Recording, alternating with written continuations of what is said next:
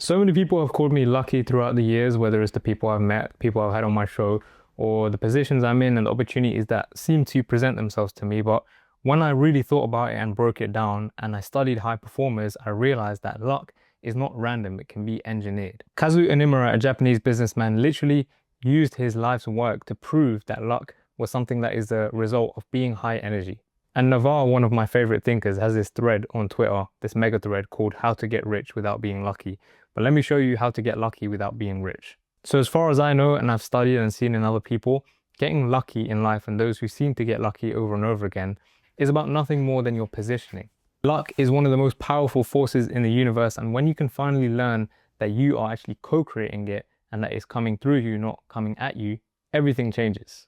The moment I stopped waiting for luck to hit me and I actually just focused on my own positioning, within just a matter of months, I had more synchronicities and more wins than the last 3 years combined. And there's one particular reason why this is. I had one major shift in the last few years that I believe is responsible for all of the wins that have come before and that are now going to come ahead. See, there are two types of people in this world.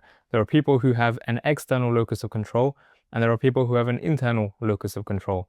Essentially, an external locus of control means that you believe external forces are controlling your outcomes.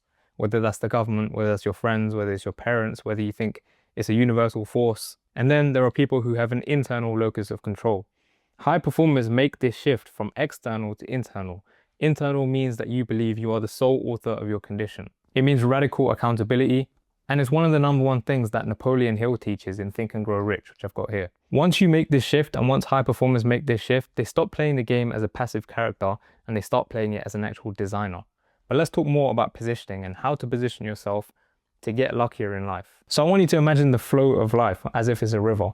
Think about wealth, think about currency, the word currency and the word current, the word bank and the word river, and then think about positioning. This current and this flow is always in motion, but most people stand here on the riverside, waiting to get just a splash of water on them. But high performers, they position themselves directly inside the river. Because when you're standing in the flow, when you're standing in the river and you're positioned correctly, the right opportunities literally come to you. You're not chasing, you're receiving, you're not forcing, you're flowing. And the thing about the river is it doesn't play favorites. It doesn't care whether you're in it or whether you're beside it.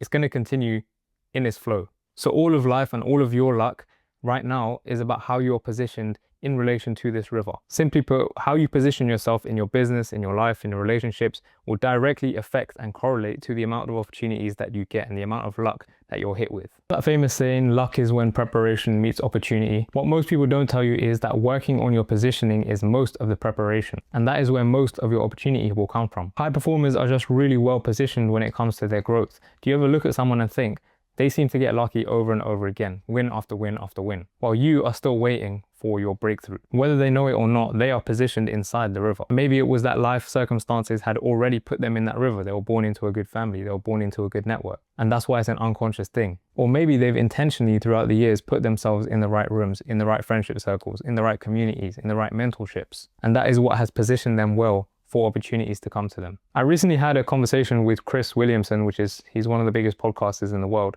And this perfectly captures my point actually on multiple layers. Firstly, the fact that I even get to speak to him is a testament to the power of positioning, because it's happened more than once. And when it happens more than once, it's not luck, it's intentional. Secondly, he said something to me that really stuck with me. He said, model the rise, not the destination. Meaning when you are looking at high performers, when you are looking at people that you are aspiring to be like, tend to try and model their current decisions and their current lifestyle. But the fact is, you should be looking at how their life looked before they got to their destination, because those are the decisions that unlock their destination. On their way there, their decisions and their habits and their thinking patterns look drastically different to how it looks today. And a perfect example of this is I heard Johnny Wilkinson, who's a former rugby World Cup winner, talking on stage recently, and someone asked him a question about his daily routine.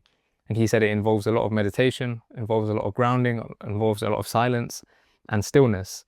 But he caveated the answer by saying, my life in 2003 when I won the World Cup did not look like this. Back then it was relentless training and grit day in, day out. And so modeling the rise looks drastically different to modeling the outcome. If you try to model the daily routine that Johnny Wilkinson has now and you want the 2003 World Cup winning performance outcome, it's not going to happen. But my point with all of this is the key thing that I've seen in every high performer that I've met personally or that I've spoken to or that I've mentored is that on the rise, they all worked on positioning themselves correctly. And that could mean making sure that you're just in the right rooms to hear about the latest strategies or plays. It could mean being in the right friend group so they put in a word for you or they put you onto opportunities. It can mean being in the right business ventures so you can create opportunity in the industry. And the funny thing about positioning is it's not exclusive to just business and just growth and just personal development. Even look at relationships. Any successful relationship between a man and a woman is based off the fact that they are positioned in similar places. Do you think it was just luck that brought you guys together, or do you think it was that you were both working on yourself and you're both in the same place at the same time? You're both positioned in similar ways and you both value the same things. So before I tell you the practical steps on how to actually position yourself better, and I'll give you 8 ways that you can actually do this, let me just preface this by saying that it's not all strategy. Luck is a dance between strategy and surrender. It is co-creation, like I said in the beginning. You do your part and the higher force that is guiding you and helping you along the way will do its. And together you create something special. You create luck, you create a symphony. And I think the strategy comes into play when we're talking about positioning. Being in the right rooms, the right environments, the right friendship circles or communities that will increase your surface area for luck to hit you. And then surrender is the natural process of letting things flow and detaching from the outcome. Once you surrender to life's flow, to the quantum field, to the universe, to your higher self, to God, you become a magnet for what you would normally call luck, but now you understand as alignment. So let me show you 8 practical ways that you can actually increase your surface area for luck to hit you. 1 is exposure and environment. Most of my wins in life descended from the fact that I was in the right place at the right time, and I exposed myself to the things that I desired. Chances are what you desire, you're probably holding on a pedestal, which is why you can never catch it. It's like trying to chase the carrot on the stick. But the simple act of putting yourself in the environment where those things exist allows you to break the mental barrier that has put those things onto a pedestal. When you constantly expose yourselves into the rooms where $1 million deals are being made, you realize it's not as far away as you thought. When you expose yourself to the people who have the relationships that you desire, you see it's actually possible. And the first time you'll do this, you'll feel like an imposter being in those rooms. But the more you go to the events, the more you join the communities, the more you take on the mentorships, the more you understand that watching from the sidelines will never put you in a position of luck. You have to be in the arena. Speaking of, if you are a founder or a creator or a professional or a coach and you want help growing your business and you want to accelerate through to the next level and break the mental barriers that are holding you back, eliminate self-sabotage, uncover your unconscious loops, and optimize your routine into one of a high performer, then I've just opened 2 spots to work with me privately. You can click the first link in the description to apply, and if you're a right fit, then I'll reach out to you personally. Anyway, second point, association. We all know the saying, you become the average of the 5 people you surround yourself with, but it goes a lot deeper than that, because who you associate yourself with signals to the world the kind of person that you are and what level that you are operating at. If you surround yourself with people who are playing small, you will play small. If you position yourself around people who are already where you want to be and beyond, then opportunities will come to you just through proximity alone. And how you do that, again, is investing in the right things, in the mentorships, in the calls, in the communities. It's exchanging money, it's paying usually to get into these rooms, will allow you to break through to the next level. Third point is skill stacking. Your luck in life compounds when you're positioned at the intersection of multiple skills. Being multi-dimensionally jacked, as Dan Coe calls it, is to be good at a unique combination of things. This is what makes you irreplaceable, irreplicable, and opens doors for you that other people just won't be able to walk through. The right combination of skills positions you as the obvious choice when an opportunity arises. I've had many clients or many business opportunities in the past through word of mouth alone because of my unique combination of skills. I come to mind for someone to recommend me when the opportunity fits, and that's what you want to do for yourself. You want to be the name that is recommended, and that is how luck works for you even when you're not actively chasing it. 4 is pattern recognition.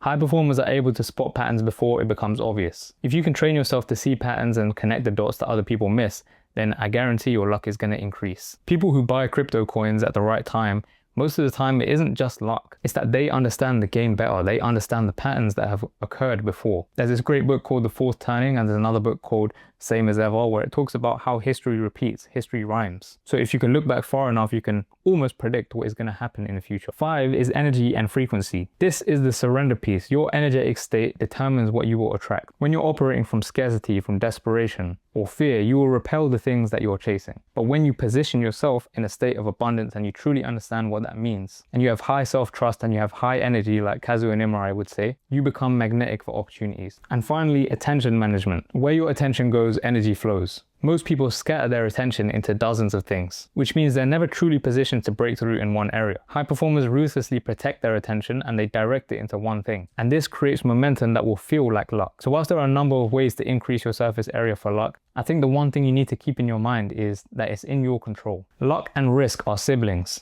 and they work well together when it's surrendered to. While some things might seem out of your control, remember that your response to it is still in your control. I've spoken a lot about how your self-trust is directly correlated to your level of risk-taking. And fundamentally, what you have to understand from that is the more aligned risk you take, the luckier you seem to get. And all aligned risk-taking is thinking about your current positioning and thinking about how it can be improved. Ask yourself, in the last 30 days, how many rooms have you been in personally that you think would increase your surface area for luck? Who in your network right now is 3 to 5 years ahead of where you want to be? Asking yourself these kind of questions will reveal to you what kind of risks you should be taking. There's something I learned from a friend of mine in this: to play more offensively than defensively. Every time I've taken bigger swings, I've realized the payoff is just so much higher. And even if you fail at that thing, at that big swing that you took, you still get more valuable data back than playing it safe. If you take anything away from this video, let it be that your next 6 months of intentional positioning could literally determine your next 2 years of luck and growth and opportunity. I've pushed myself to make uncomfortable decisions that actually make no sense logically or financially, but I know that it will increase my surface area for luck to hit me. And I have the wisdom to know that it will return to me tenfold later. If anyone calls you lucky from this day onwards, remember they don't see the risk that you have taken. The ones that didn't work out, or the ones that just got you into the room to get the opportunity. Your ability to live with uncomfort and play risky moves and take big swings will increase your odds for being better positioned for luck to find you. The question isn't, when will I get lucky in life? The question is, am I positioned for luck to find me? If you implement these 6 things that we've just covered and you really focus on your positioning for the next 2 to 3 months, then 2026 could literally be your year. Anyway, like I said earlier in the video, if you do want help doing that and you do want to position yourself next to me, next to my community, then click the first link in the description below to apply for my one-to-one work. Otherwise, subscribe to this channel, subscribe over to my main channel where my show is, where I sit down with amazing guests. I have new episodes coming soon, and I'll see you on the next one.